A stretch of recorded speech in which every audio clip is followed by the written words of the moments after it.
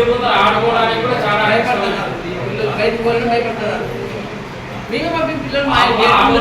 పెట్టుకుంటా కూడా తీసి పడేస్తాను.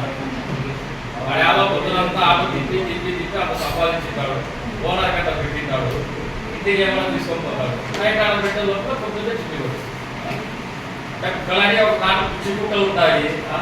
ఇంతకుముందు గడ్డి సార్ అది ఆపరేషన్ అని చెప్పేసి దాన్ని చేస్తారు. దానికి దగ్గర సుమారు ఒక గౌరవ చైర్మన్ గారికి, తర్వాత మిగతా ఈ సభ్యులకు, తర్వాత పార్టీ సిబ్బంది అందరికీ కూడా నమస్కారం. గతంలో దాదాపు 4 లక్షల రూపాయలు ఈ కుక్కలకు సంబంధించి 4 లక్షల రూపాయలు ఖర్చు అయింది. దాని తర్వాత మేము మళ్ళీ అనాలిసిస్ చేసుకుంటే దాదాపు 2,500 కుక్కలు అనేవి దాదాపు ఉన్నాయి. కానీ ఒక ఏబీసీ ఆపరేషన్ చేయడం వల్ల ఆ కుక్క ఏదైతే ఆపరేషన్ చేస్తామో మళ్ళీ బయటికి తరలించకుండా ఎక్కడైతే ప్రాంతంలో తీసుకొచ్చామో అక్కడే వదిలివేయడం జరుగుతుంది. ఇది ఒక అంశం.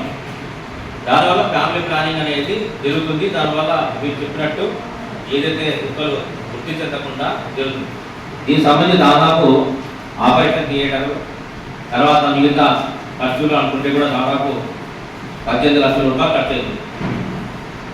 మొదటగా అంటే ఇన్ని కుక్కలు కాకుండా ఒక 2,500 అనుకుంటే ఒక 250-300 కుక్కలు ప్రాతిపదికంగా మీరు గౌరవ సభ్యులు అందరూ చెప్పారు. కాబట్టి ఈసారి నేను ఆ ప్రతిపాదన రెడీ చేసేసి చైర్మన్ గారి ముందర పర్మిషన్ కోసం పెడతాను. తర్వాత నెక్స్ట్ దాంట్లో మీరు ర్యాటిఫై చేయాల్సింది కూడా కోరుతున్నాము. ఇది నేను చేద్దామయ్యే అజెండాలో మీరు అడిగిన అంశం.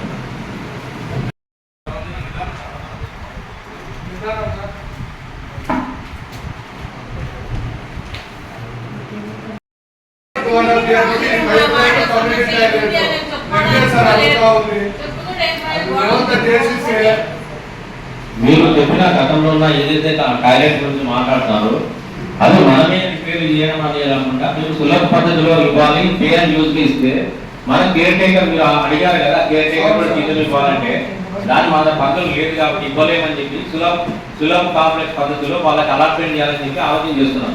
వాళ్ళు ఆ సలహాన్ని వాళ్ళకి అలాట్మెంట్ చేస్తే వాళ్ళే నిర్మించుకుంటారు, వాళ్ళే కేర్ టేక్ చేస్తారు, మొత్తం జరుగుతుంది అని చెప్పేసి అది కూడా ప్రతిపాదన ఏదైతే ఉందో అతను ఆల్రెడీ